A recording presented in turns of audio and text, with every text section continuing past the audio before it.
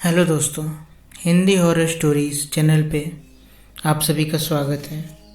आज मैं आपको एक ग्राहक के इस रूप में प्रेत आया की कहानी सुनाने जा रहा हूँ। तो बिना देरी किए शुरू करते हैं आज की इस कहानी को। ये घटना बड़ौदा के एक गुजराती युवक के साथ हुआ एक भयानक किस्सा के बारे में है। उसका नाम जिग्नेश है। वो अपने माँ बाप के साथ अलकापुरी में रहता है। उसके पापा मिठाई की दुकान चलाते हैं और माता गृहिणी है।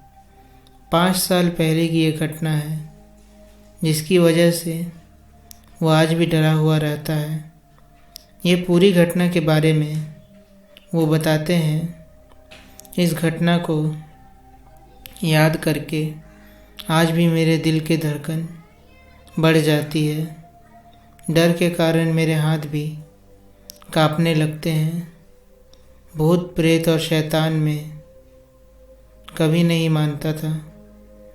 ये सब बातें बकवास है, ऐसा ही मानता था। लेकिन ये घटना के बाद जब मैं अंधेरी गली में से निकलता हूँ तो मेरे पैर थरथरा के कांपने लग जाते हैं। आज मेरी ऐसी हालत हो गई है कि आज तक रात को भी सोने के समय घर पर लाइट चालू करके सोता हूँ। मेरे पापा बहुत ही कड़क स्वभाव के हैं। 12वीं कक्षा की परीक्षा में खराब परिणाम आने के कारण मेरे पापा का गुस्सा 7वें आसमान पे पहुंच गया। उन्होंने मुझे मार पीट के घर से बाहर निकाल दिया। मैं बड़ौदा से राजकोट भागकर चला गया। वहाँ आया ही था कि मुझे एक दोस्त ने रहने के लिए मदद की, लेकिन मुझे कौन काम देगा क्योंकि मैं 12वीं कक्षा में नापास हुआ था। नौकरी नहीं मिली, फिर भी मैं हिम्मत नहीं हारा।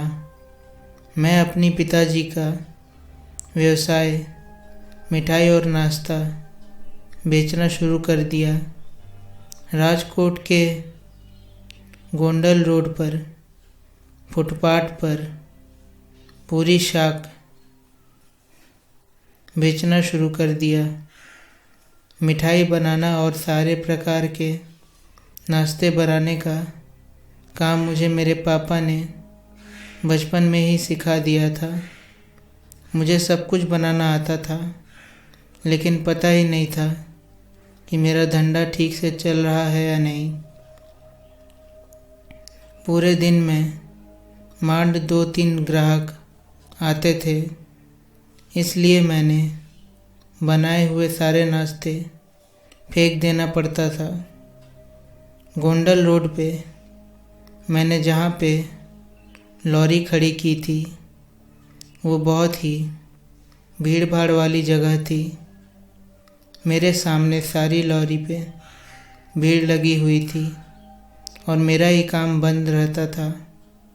मैंने आखिर में हार मान ली और सब कुछ बेचकर घर वापस जाकर पिताजी के पैर पकड़कर माफ़ी मांग लूँगा, ऐसा सोचा। उस दिन दोपहर के 12 बजे मेरे डर की घटना शुरू हो गई। मैं अपनी लॉरी के पास खड़ा था। आसपास में बहुत भीड़ भी नहीं थी। मैं पास में दीवार पे पेशाब करने के लिए गया और मुझे ज़ोरदार झटका लगा। वहीं पे एक भयानक आवाज़ सुनाई दी और मेरे होश उड़ गए। मुझे ऐसा लगा कि कोई प्यासा पानी पी के संतोष हुआ, ऐसे सुख हुआ। थोड़ी देर में मैं देखा कि मेरी लॉरी के आसपास भीड़ जमा होने लगी और मैं ज़मीन पे गिर गया। जब मैंने देखा कि मेरी लॉरी के पास एक ग्राहक खड़ा था, मैं खड़ा होकर उस ग्राहक के साथ बात करने लगा। वह आदमी अजीबोगरीब लगता था। उसने मुझे कहा कि तुम्हारे पास जो भी खाने का नाश्ता है वो सब मुझे पैक करके दे दो। सामान पैक करने से पहले उसने मुझे पैसे भी दिए। मेरी खुशी का कोई ठिकाना ही नहीं रहा। उस आदमी ने मेरी सारी मिठाई, नाश्ता सब कुछ खरीद लिया और मुझे ज़्यादा पैसे भी दिए। इसलिए मेरी मेहनत की भी बढ़ गई और मैंने वडोदरा वापस जाना टाल दिया। वह आदमी हर रोज़ आता और मेरी सारी मिठाई और नाश्ता खरीद लेता। एक बार मैं बहुत ज़्यादा घूम रहा था बाहर की ओर और उस दिन लॉरी निकली ही नहीं।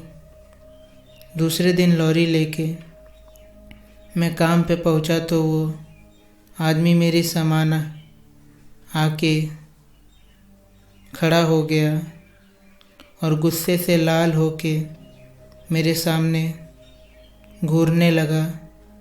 उसने मुझे सिर्फ उतना ही कहा कि मैंने तुम्हें तुम्हारी तकलीफ़ में मदद की और तूने मुझे कल भूखा रख कर इसका बदला लिया। अब मैं तुम्हें इसकी सज़ा दूंगा। बस इतना ही बोल के वो दीवार के पास पड़ा पत्थर के तरफ गया जहाँ मैं पेशाब करने के लिए गया था। वहाँ जाके वो अचानक गायब हो गया। उसकी धमकी और उसका गायब हो जाना ये देखकर मेरे तो पसीने छूट गए। उसी क्षण मैं लॉरी वहीं पे रख कर राजकोट की टिकट करवा ली और वडोदरा चला गया। पिताजी से माफ़ी भी मांग ली। अब तो राजकोट शहर की बात तो दूर, उसका नक्शा भी देखना नहीं चाहता। अजीब कहानी है। आदमी को खाली गायब होते हुए देख के ये डर गया। बाकी कहानियों में जो चीज़ हुआ है वो देख के तो इसका ये कुछ ना कुछ निकल जाता। चलो ठीक है, नाम बड़े दर्शन छोटे। चलो, कहानी पसंद आई है तो लाइक करो, शेयर करो, कमेंट करो, सब्सक्राइब करो। और कुछ है क्या लिस्ट में? हाँ, इतना ही कर दो। चलो, गुड नाइट, स्वीट ड्रीम्स। रात के 3 बज गए यार। सोएगा कब? मैं अभी सोएगा। Good night.